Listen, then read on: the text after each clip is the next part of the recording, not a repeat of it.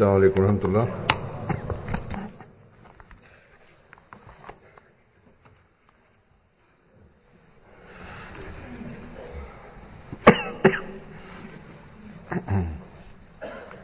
أشهد أن لا إله إلا الله وحده لا شريك له وأشهد أن محمدا عبده ورسوله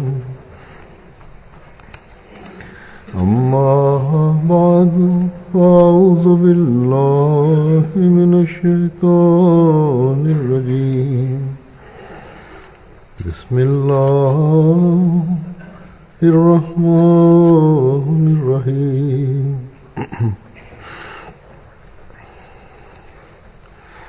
الحمد لله رب العالمين الرحمن الرحيم مالك يوم الدين إياك نعبد وإياك نستعين اهدنا الصراط المستقيم صراط الذين أنعمت عليهم غير المغضوب عليهم ولا الضالين.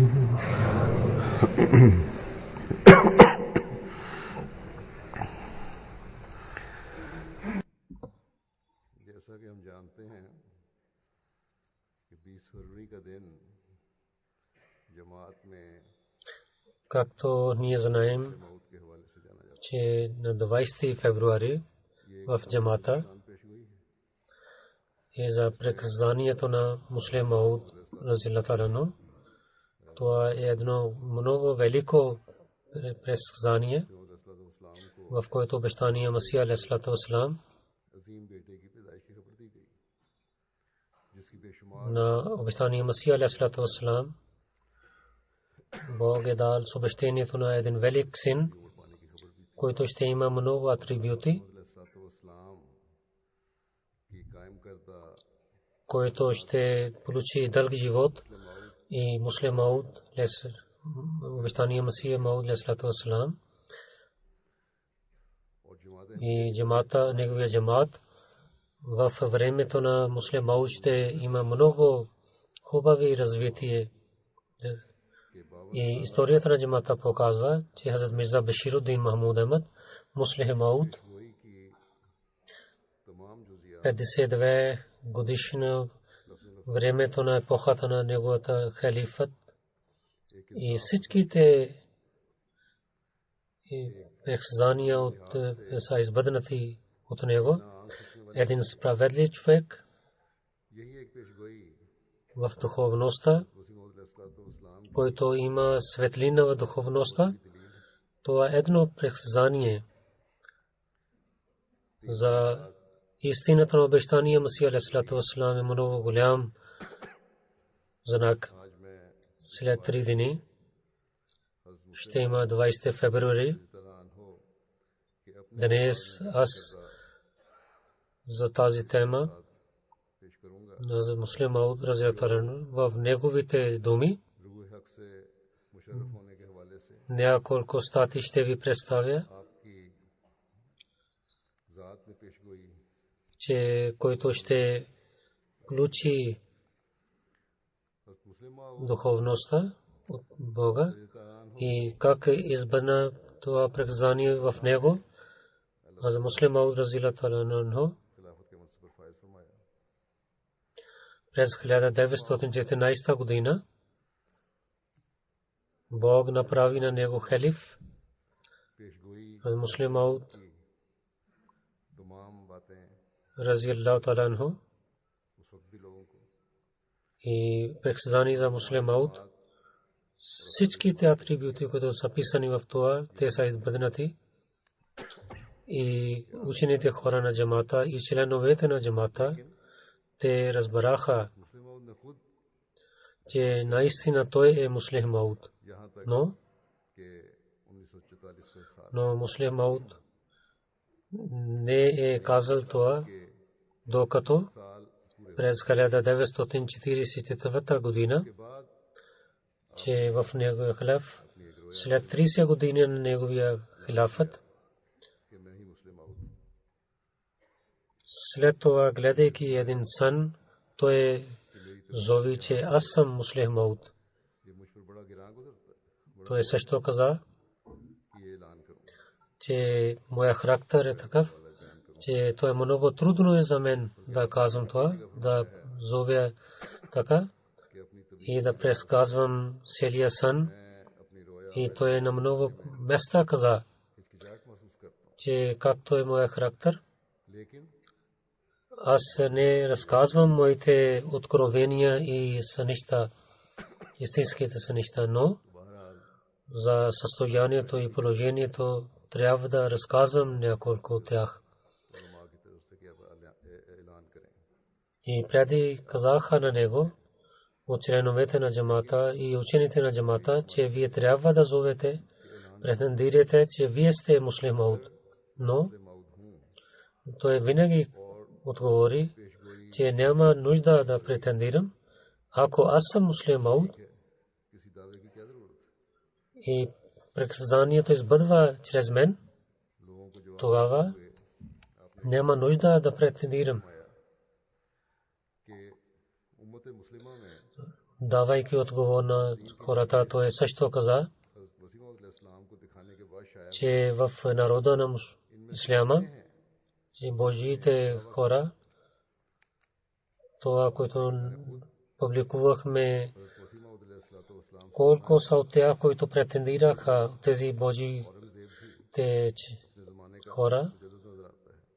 Аз слушах обещания Масия алейхиссалату вассалам, че Орангзеб също той беше един Божи човек, муджадид. Дали той е претендирал? Умар бин Абдул Азиз, хората казват, че той е муджадид. Дали той е претендирал? За това, че който не е пророк, той не е нужно да претендира пред хората и да зови. И да гледате делата на този човек, който е само Божия човек. Ако предсказания избъдва чрез него, не трябва той да претендира. Ако той самия отказва, ние ще казваме, че наистина това предсказание избъдва чрез него. Ако тези Божии хора отказваха, че те не са Божиите хора, но ние може да казваме, че те са Божиите хора, защото няма нужда те да претендират. Зов е само за онези, които са и получават заповед от Бога. Но който не получава заповедите от Бога и който дава отговор на враговете, той е истинският човек. Ние може да казваме, че той е муджадид. И муджадид от Бога е онзи, който претендира, както обещания Масия алейхиссалату вассалам е претендирал. Той каза, от мен за Муслих Мауд да претендирам няма нужда. И противниците няма нужда да притесняваме, които те обвиняват. Тук няма унижение за нас. Истина е това, който идва от Бога. Дали може би ще има унижение в очите на светските хора. Ако той ще върви по пътя на Бога, тогава при Бога той ще получи уважение. И ако някой човек лъже, вземайки лъжа и претендира и със своята измама, той има уважение при хората, но при Бога той за него няма да има уважение. И който няма уважение при Бога, и този човек, дали той е много уважаван в света, тогава той няма да получи нищо. И един ден ще дойде, когато ще има унижение за него. Затова в работата на религията винаги трябва да говорите истината. Той каза, онзи човек, който за него има вреда заради Бога, той има полза от Бога. Той ще получи благословите на Бога. Той обясни това основно нещо, че това истина, която идва от Бога, на когото Бог мисли, че той е истински човек, това ще бъде явен с помощта на Бога. Това не е нужно, че той да претендира или да зови. Но ако Бог иска, че той да показва пред хората, тогава той ще претендира. Ако трябва да гледате на някой, че той работи под заповедите на Бога, тогава той е от Бога. Тогава трябва да гледате дали Бог помага на него или не. Но както ви разказах, че когато Бог каза на него, че да претендираш, тогава той зови пред хората, че Бог на мен обясни, че сега претендирам, че предсказанието за муслим Мауд избъдва чрез мен. Когато претендира това, членовете на джамата бяха радостни и онези, които не правиха бейт, те започнаха да обвиняват. Затова пред 1945 година, първия реч, втория ден, той разказвайки това, особено давайки отговор на Маули Мухаммад Али Сахиб, той каза, че от когато аз претендирах, че съм муслим Мауд, Маули Мухаммад Али Сахиб започна да обвинява, както Маули Санаулла правеше. Аз казвам от откровението на Бога, разказвам думите на Бога, но Маули Мухаммад Али Сахиб нито показва някакво откровение или истинска неща от Бога, защото той с селата си сила представил едното откровение преди 30 години. Когато той не получил откровение от Бога, тогава как той може да представи? И сега, освен да обвинява на нас, той няма нищо друго нещо. Ако те няма да обвиняват, как ще бъдат срещу нас? От Ибрахим, Муса, Иса, техните противници не можаха да отказват, че те не получават откровение от Бога.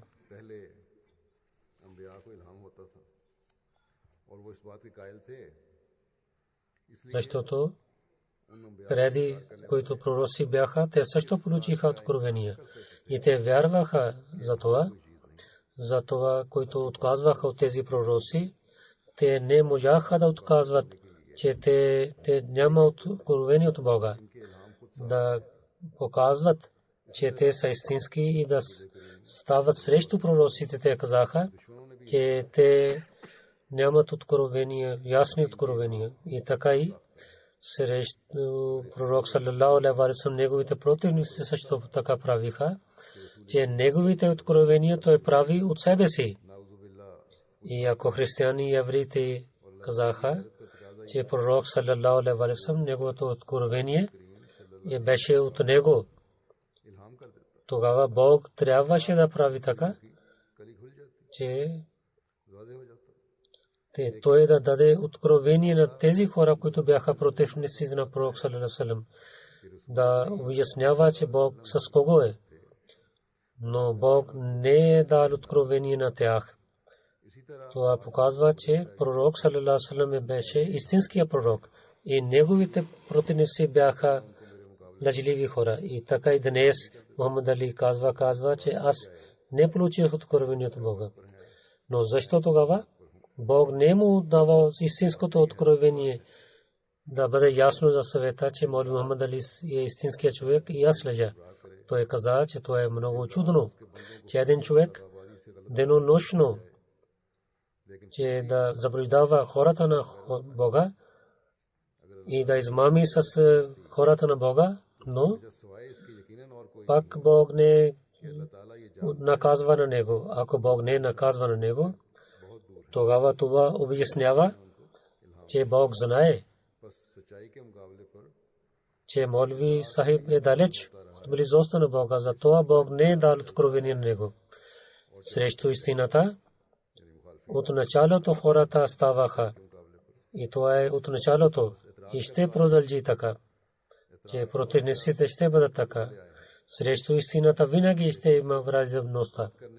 Онези хора, които обвиняват, те винаги обвиняваха, но да дадем отговор, те не дават ясни думи и ставайки свидетел на Бога, те не представят нито сънищата, нито откровения, защото те знаят, че ще има наказание за тях. И сега муслим Мауд разияллаху анху няколко откровения и сънища ще ви разказвам, който той е за претендиран, когато и разказал тези неща. Той каза, най-първо, който разказва това нещо, че това е едно откровение, което в живота на обещания Масия алейхи салам получих. Отивайки при него, аз разказах на него това обещание Масия алейхи салам. Той е написал в тетрадката си и много пъти разказах това. Най-първо мислех, че това е само за хилафът, но сега аз мисля, че в това откровение беше към това, че който Бог ще ми даде уважение.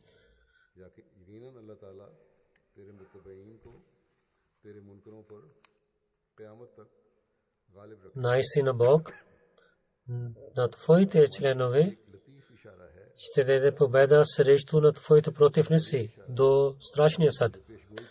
Той каза, че в това е предсказание с много хубав начин, че как Бог ще прави всичките неща. Това е, че това откровение, което Бог е дал на Исус, което е написано в Корана.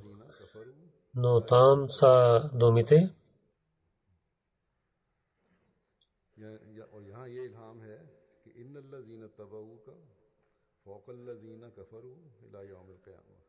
и тук е това откровение.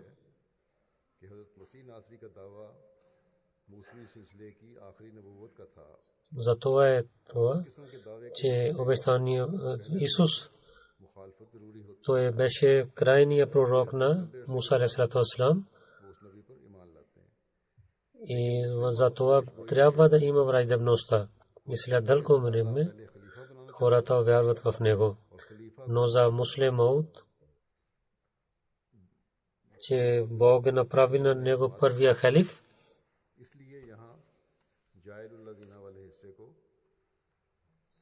и халифа получава един джамаат. Затова, който е част от Джайлул Лазина, нямаше нужда на Масих алейхи салам, когато той е претендирал пред хората, хора слушай казват, че той лъже. Но когато някой Абу Бакър, като него има човек и той вярва, той но обикновено хора, когато идват пророк и разказва пред хора, че той е пророк, тогава всичките хора казват, че те си лъжлив човек. Самия пророк саллаллаху алейхи ва саллям в началото само трима вярваха в него, но халиф от първия ден той получава един голям джамаат. Иннал лазина табауна фаука лазина кафару ила йаумил кияма. разказвайки това Бог, това разказва, че Бог ще ви даде един джамаат на теб. И след това този джамаат с теб ще бъде свързан много силно, докато че един ден твоя джамаат ще бъде свързан с теб и някой, който ще стане против неси на теб. Но онзи, които ще правят на теб бейт, те ще получават победа на противници, над противниците. Ваджайлул лазина табаука, нямаше нужда за това час, че ти да чакаш за това, че хората кога ще вярват или да стават враждебни и да подиграват с теб и да искат да унищожават на теб. И от една страна на света до другата страна те да бъдат против теб. Но Бог ще даде една голяма част на джамата на от обещания Месия алейхиссалату вассалам на теб. И този ден, този джамат, който ще бъде свързан с теб, от то същия ден ще започва победата ти срещу твоите противници. Той каза, гледайте, така стана. Исус, той получи победа след 300 години. Но сега, когато Бог е направил на мен халиф, след няколко седмици, онези хора, които станаха срещу мен и отказваха от мен, че пегами, и Бог започва да даде победа на мен и на моите членове срещу тях. И така той увеличава. Пегамите сега казват, че това е само един сън, когато той е претендирал, че той каза, това не е сън, защото там има думи. Но това откровение, което сега написах, това е откровение. И това е от 40 години. Бог дал новина, че аз ще стана имама на един джамаат. И една част ще отказва, но повече ще бъдат свързани с мен. И те ще получават победа на другите до страшния съд. И той каза, че до страшния съд Бог ще даде победа на твоите хора над твоите противници. В това Бог казва, че Бог ще ми прави, ще даде нам на Исус и на другите пророци. И след пророците, техният джамаат продължава. И така и в думите на Кафару това означава, че след халифа ще получаваме едно друго уважение, което ще бъде Субханаллах ла юсалу ма яфалун. И след това той каза, че аз гледах истинския сън. Това също беше в живота на обещания Месия алейхиссалату вассалам. Това също разказва същото. Аз гледах, че аз от тази стая излизам, в който обещания Месия алейхиссалату вассалам живееше. И в двор дойдох, там обещания Месия алейхиссалату вассалам седеше. И някой е дал един пакет на мен, че това е за теб. И една част е за обещания Месия алейхиссалату вассалам. И когато в сън гледам адреса на този пакет, там написаха две имена. И така пишеше адреса, че Мохюдин и Мойнудин. Те да получават. Че аз мисля, че в този сън едно име за обещания Месия алейхиссалату вассалам и другото име за мен. Тогава бях дете и Хазрат Мойнудин ибн Арби, неговото име не слушах. Само за Орангзеб знаех, че неговото име беше Мойнудин. Затова разбрах, че Мойнудин съм аз. И Мойнудин Чишти е един набожен човек. Затова аз мислих, че Мойнудин означава, че това е обещания Месия алейхиссалату вассалам. Но след това аз разбрах, че за Мойнудин Сахиб ибн Арби, той беше един голям на Божен човек. Аз това разбрах. Те Муйнудин означава обещания Масих алейхиссалату вассалам, който дал живот на религията. И Муйнудин означава аз, който да помага на религията. Който дал живот на религията, това е обещания Масих алейхиссалату вассалам. И който помага на религията, това съм аз. Както майката роди детето и някой друго дой на детето. И трето откровение, което също получи от Бога, но след смъртта на обещания Масих алейхиссалату вассалам е това, че Емалу аля Дауда шукра, че о синовете на Дауд, да бъдете благодарени на Бога и подчинявайте неговите заповеди. В това откровение Емалу, казвайки, Бог е дал заповед да подчиняваме на него. И казвайки аля Дауд, синове на Дауд, Бог е дал, казва, че аз съм като Сулейман алейхиссалату вассалам. Хазрат Сулейман алейхиссалату вассалам беше халиф след Хазрат Дауд алейхиссалату вассалам и беше неговия син. Той казва, че аз помня, че това откровение с тази сила беше, че много дълго време това състояние продължи, когато получих откровение. Това беше много ясно, че въпреки по това време обещания Масих алейхиссалату вассалам беше починал. Но когато разказах това, когато разходих с приятелите си, и аз не мислех, че обещания Масих алейхиссалату вассалам починал. И аз имах сила да тичам към дома и да разказвам на обещания Масих алейхиссалату вассалам.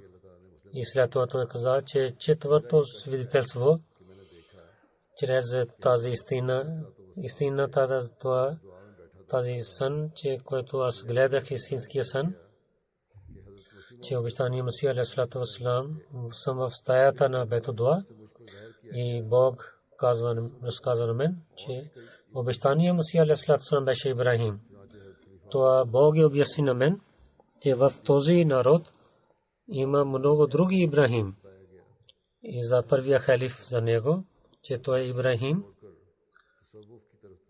И негото беше Ибрахим Адам, той беше един цар, който изказвайки от селото си сила, той стана на Божен човек. И след това Бог каза, че ти също си Ибрахим.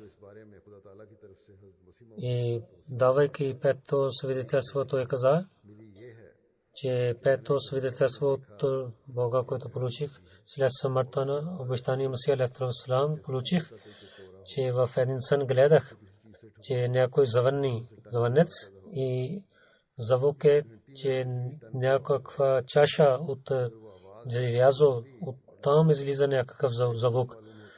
И там също излиза от този завърнец. Но това беше толкова хубав звук, че така мисля, че цялата си вкус и среда на музика на целия свят е в това. Това разширява и това беше в небето и това стана като една снимка. Както е една снимка и гледах, че в там излиза една снимка, който е един много красив човек. И след това тази снимка претърпери и оттам излиза един човек, на когото мисля, че той е ангел на Бога. И той казва на мен, ела, да ти разказвам за главата Фатиха. И така той започва да тълкува сура Фатиха. И когато започва Ияка набуду ва Ияка настаин, тълкуването, той каза, че преди това хората тълкуваха само до Малик Йомидин. Но аз ти разказвам за целия сура Фатиха. Така той учи целия главата Фатиха. Когато се събудих и няколко неща помних, не ги писах и след това ги забравих. Но когато разказах този сън на първия халиф, че тези неща, които ангел обясни на мен, няколко забравих, когато се събудих. И те изчезнаха от разума ми. Тогава в първия халид се ядосва от мен, че ти защо не си писал това знание? Трябваше да ги напишеш. И този ден отиде и днес дойде. И от сура Фатиха Бог обяснява новите знания на мен. И след това, когато се обърнах внимание към това, че да казвам, че системата на джамата е по-силна, каква програма да разказвам, тогава Бог от сура Фатиха един ясен програм е дал на мен, че вървейки по този път, ислам ще има такава развитие, че враговете ще се очудват и те ще казват, че исляма е по-силна религия. И така всичките тези лоши неща, които мусулманите влизаха тези лоши неща в народа на пророк саллаллаху алейхи ва саллям, ще дам отговор за тях също. И тези всички неща са ясни чрез сура Фатиха, че Бог ще ми даде сила в моето тяло от сура Фатиха и също и знание ще даде от Корана, че това ще получавам с благословите на Бога и ще разказвам на хората. И той каза, че когато имаше разногласи в джамата, Бог даде откровение.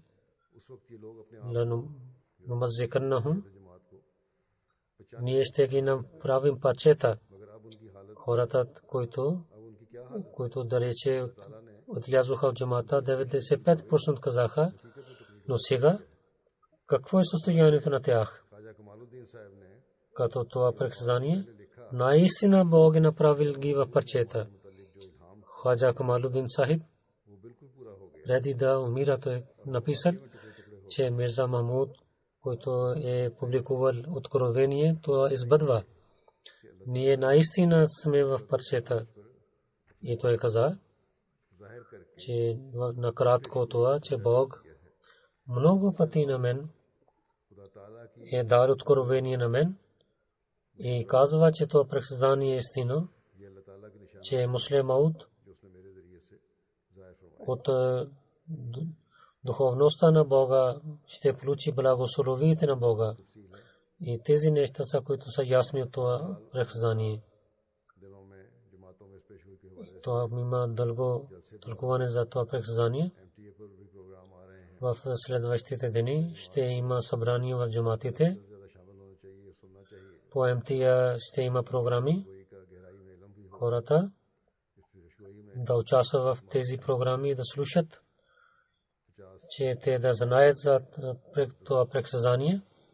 Има много знаци в това предсказание. 50 до 60, които той е извадил. Тези атрибути са написани в това предсказание и с много велик начин. Всичките атрибути за нации са избърнати в Муслим Мауд разияллаху анху.